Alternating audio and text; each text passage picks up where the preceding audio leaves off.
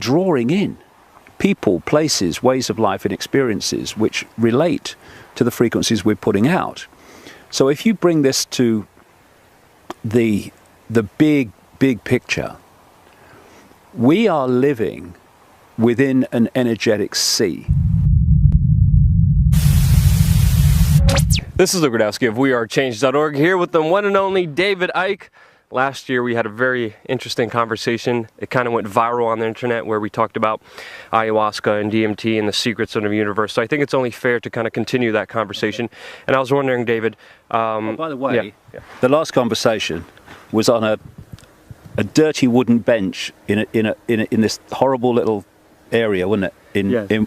In Watford. This scenery here. This is a slight improvement, right? A great improvement that David has taken us out here to the Isle of Wight, and it's been amazing and beautiful. The weather's also great, which is very rare here for London. But spiritually speaking, you know, we all go on different paths. Since we last spoke, how is your path? What path are you on now? Well, I'm doing, Luke, what I've always done, which is follow my intuition and just keep putting one foot in front of the other, and where it goes, it goes. You know, all you can do is have the intent to do what you want to do, the greatest good you think you can do, and trust that that intent will bring towards you what you need to do to make it happen. And you know, there are a lot of myths about spirituality that, you know, when you become spiritual, suddenly your life changes and you're walking down country lanes with, you know, butterflies flutting around your head and beautiful colors, and, you know, life's wonderful now because I'm spiritual. But actually, one of the things that I was told through a psychic when in 1990, right at the start of my conscious start of this journey, was the spiritual road is tough and no one makes it easy. Yeah. And so there is another myth that the awakening means that your life becomes perfect in your view of perfect. But actually what awakening means is tearing down the layers of programming and perception that hold you in servitude to ignorance. And so there are many times in my life, and they continue, and I'm sure you've absolutely been through the same, where you have challenges and you think, well, what the hell is this all about? But if you look deeper into it, even though it's an experience you might not like, there's a gift waiting once the penny drops. Because I saw a quote today, funnily enough, about your greatest teacher is your last mistake. And so what we call mistakes are just experiences that give us insight, which without experiencing it, we wouldn't get the insight. So, you know, you become a bit blasé about it in the end, because you've been on the journey for so long, and it's like, you know, you're going, well, then there's a problem, you've learned from the problem, you go higher. And that's what I've always done, and that's what I'm doing now. And where it goes is where it will go. Just like Bill Hicks said, life is just a ride. It's an up and down kind of interesting roller coaster. But personally, one thing I learned from last year is gratitude. And being grateful for what you have every day now. Before I go to sleep, I write down 5 things I'm grateful for, and really putting out the intention of just being happy with what you already have. And if you think about that, it kind of brings in more of that into your life as well. It's a very interesting kind of understanding, interesting kind of paradox. But I know intentions and putting your thoughts to something is extremely, extremely important. We know that it could be used for dark and light. But what is your understanding of the power of intention? Well, first of all, there's another quote. If you're not happy with what you've got, you won't be happy with what you want. Or if you're not content with what you have, you won't be content with what you want, because it is a state of being. You get these people who get up with the sun every morning, to earn more and more money, and by the end of the day they earn more and more money, but they're no happier and no more content. I mean, so, you know, it's very true. Intent, I think, is an extraordinarily powerful energy, and actually it comes back to what I was just saying earlier. If you put out an intent, I want to do this, well, what will happen is, because that intent is a frequency, everything is a frequency, that intent has its own frequency, whatever intent it is. And so other frequencies that sync with it will start attaching to it. And we call these frequencies, these energy fields, people, places, ways of life, experiences, etc. And so when you put out an intent and say, this is what I want to do, this is what I want to achieve, well, what will come back is what you need to achieve it. And we're coming back here to, there'll be fluttering butterflies as I walk down country lanes of beautiful colours, because what comes back when you say that is what you need to achieve the intent. And almost every time, what is needed to achieve any intent of greater awareness is deprogramming programmed awareness. And so what comes towards you is often your worst nightmare sometimes. Anyway, and people who are pains in the backside, people that disrupt your life, bring about upheavals and stuff like that. And if you see it in that one-dimensional sense of the experience, you start feeling sorry for yourself. Look, I just want to be spiritual, and I want to do some good, and my life's falling apart. What's going on? Well, what's going on is what you need to get the insight you want. You are having the onion skins removed that are keeping you from that understanding, because it's not a case of seeking enlightenment. We are enlightened. That's what we are. We are all that is, has been, and ever can be. But what the awakening path is removing all those layers of programming and perception control that are keeping us from that level of ourselves, which is enlightened. Mm-hmm. And what experience does, I mean, wise people take experience and learn from it. Foolish people take experience, don't learn from it, and so keep repeating the same things. What's that line? If you always do what you've always done, you'll always get what you've always got. And so I think people kind of need to cut the crap about spirituality as if suddenly... I see this lot, Luke, in the New Age. And the New Age, some very nice people in the New Age, but it is a massive form of escapism. I meet so many people in the New Age, or have over the years, not so much now, that are using it as a form of escape. So they live this life in which outwardly they are portraying themselves as enlightened and happy and joyous and oh, everything's wonderful because I'm spiritual now. But inside, they're full of crap. Yep. And it comes to the surface eventually. And until that crap, and it's not kind of condemning everybody, everyone's full of crap because we're in a madhouse. And we've been programmed by a madhouse since we were born here. So, you know, it's not condemnation, it's just facing facts.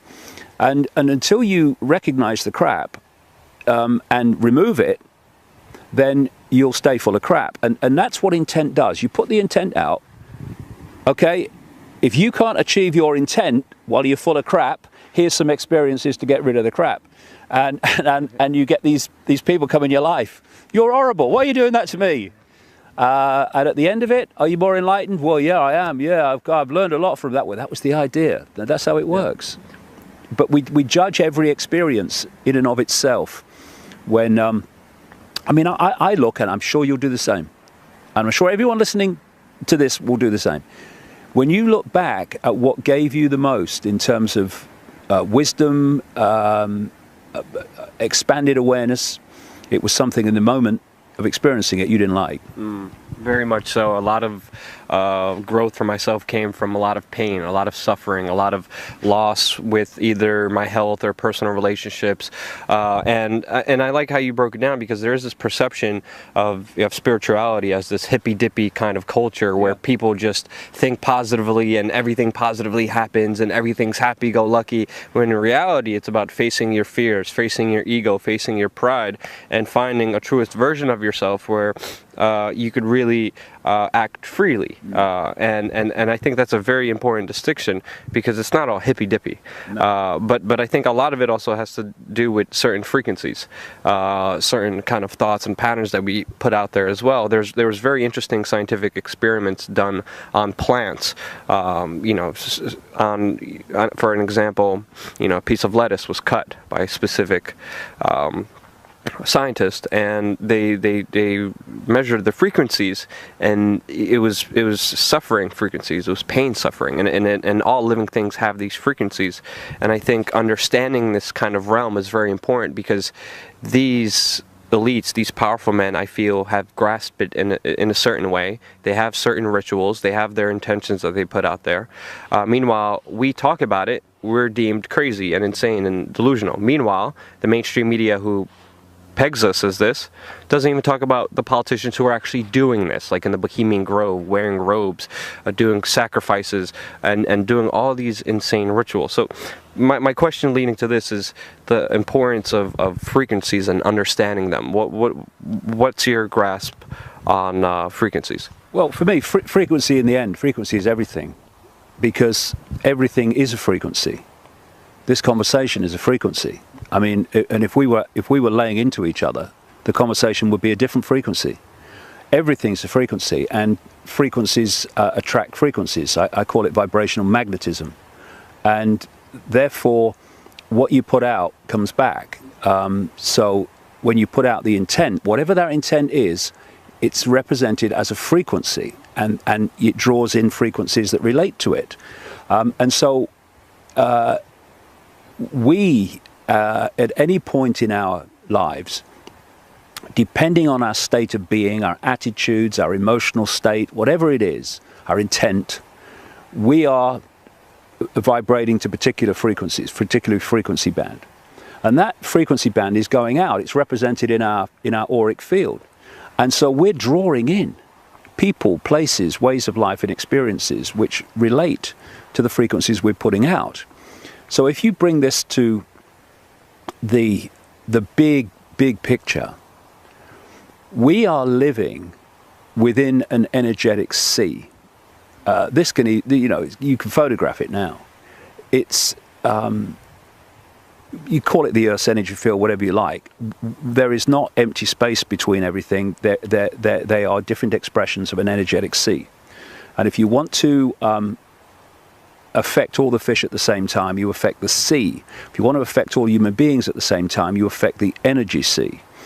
Now, when you think that the technological radiation in our energy sea has increased by millions of times in the last 50 years, this energetic sea that we are speaking in now is dramatically different to what we would have been speaking into 50 years ago. And so that's fundamental for this reason. Our energetic fields, what we call people, interact with this energetic sea. And therefore it's affecting us, and it's affecting our state of being.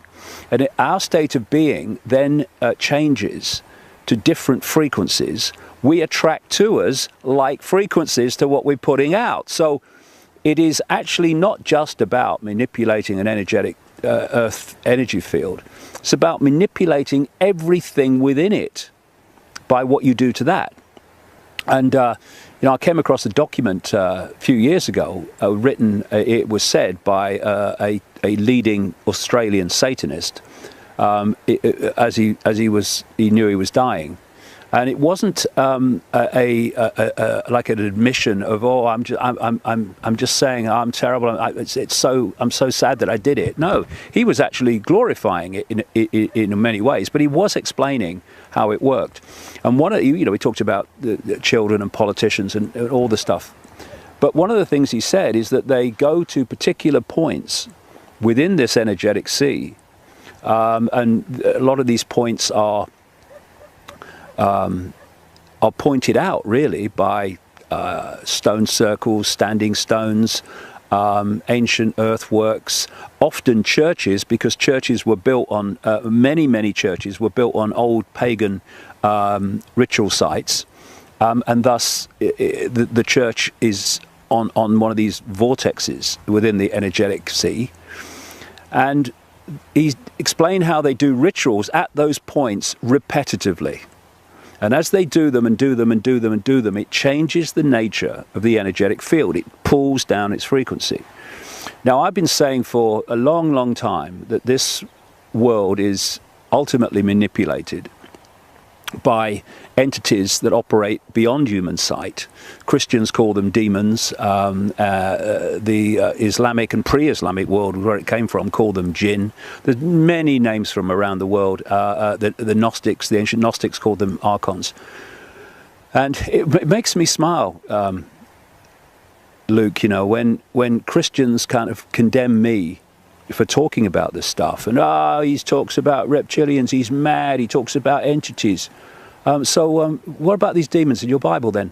What are they all about? It's written in the books, and these entities are all over the ancient world. You see them described in almost exactly the same way, often exactly the same way, using different names, and they operate in a certain frequency band, and basically, it's a frequency band that is a distortion. It's a bit like a computer virus. You might want to use that analogy.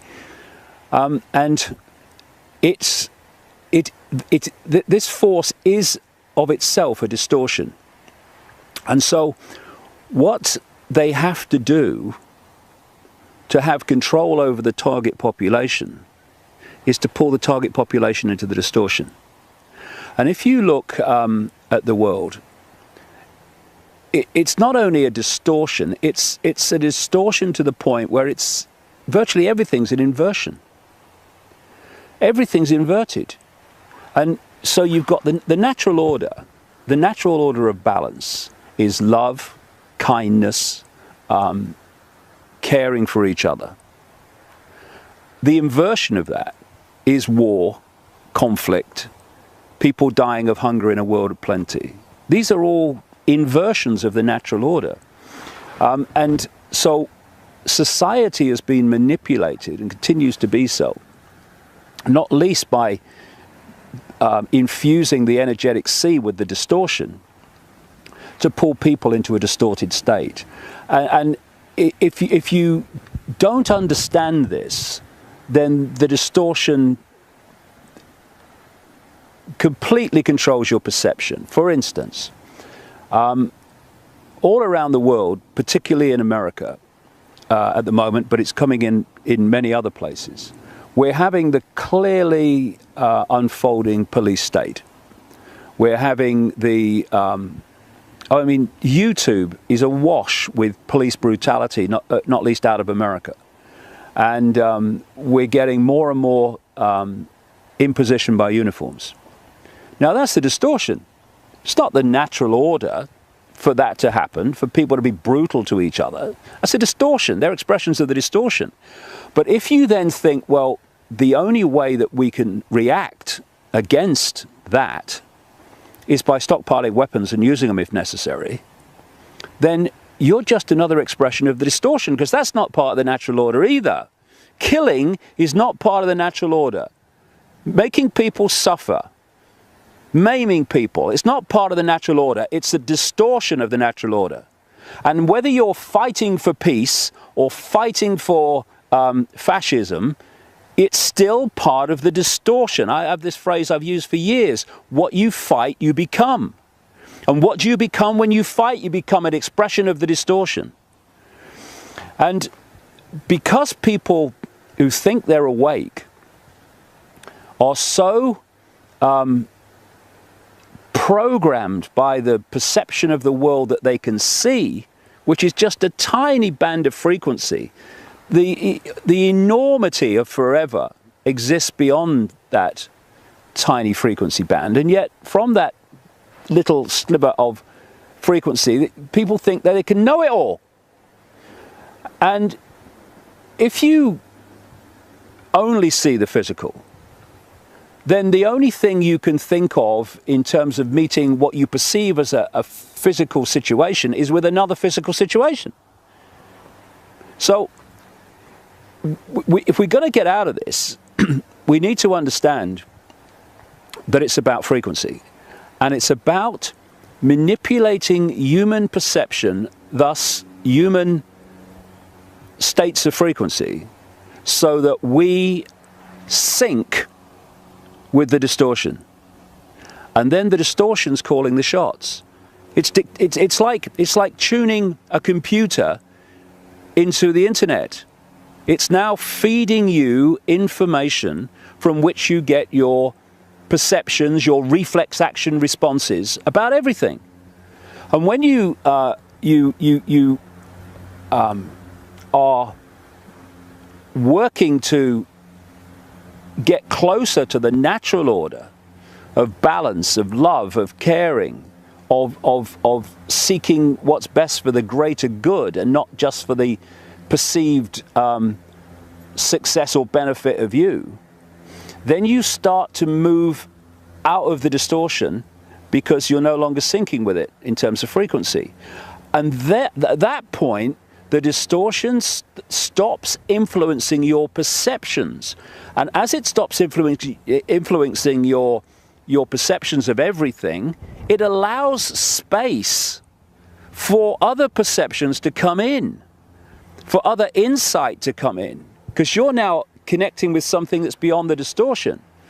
And that's the point where you get insight. It's when you get revelation of how things are.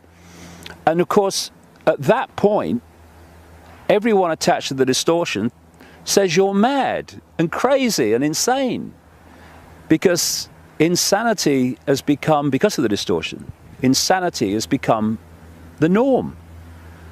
Insanity is perceived as normal. And therefore, if the world doesn't see you as strange, crazy and insane, then you need to ask why. Because it should. I'm delighted when I'm called mad. I think, thank you very much for confirming my sanity.